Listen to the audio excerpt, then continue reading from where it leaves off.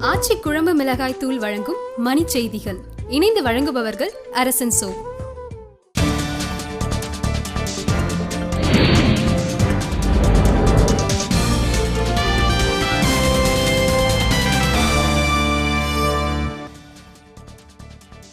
நேபாளத்தில் நிலநடுக்கத்தால் உயிரிழந்தோரின் எண்ணிக்கை 1000ஆக அதிகரிப்பு. இந்திய பகுதியில் ஏற்பட்ட நிலநடுக்கத்தில் 34 பேர் உயிரிழந்ததாக உள்துறை செயலாளர் தகவல். நிலநடுக்க மீட்பு பணிகள் குறித்து பேரிடர் மேலாண்மை குழுவினருடன் டெல்லி துணைநிலை ஆளுநர் ஆலோசனை. நிலநடுக்கம் எதிரொலி, நேபாளத்திற்கு செல்லும் இந்திய வானூர்திகள் நிறுத்தம்.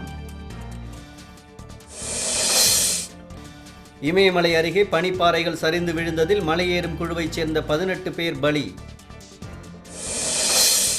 புதுச்சேரி அருகே வீசிய சூறாவளி காற்றில் 25,000த்திற்கும் மேற்பட்ட வாழைகள் அடியோடு சாய்ந்து நாசம். மே 2ஆம் தேதி நெல்லையிலிருந்து சென்னை எழும்பூருக்கு சிறப்பு தொடர்வண்டி இயக்கம்.